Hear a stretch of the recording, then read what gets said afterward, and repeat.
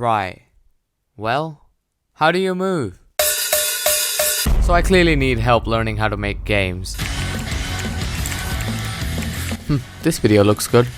So here's a step-by-step guide on getting started with your first video game. Wait, episode 1?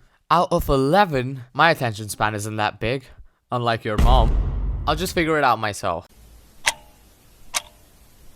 So, what's an empty child? Okay, let's try this one last time.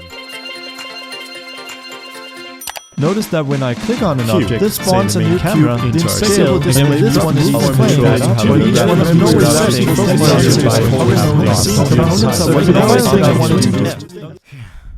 I can finally make a game now. Let's open up Unity.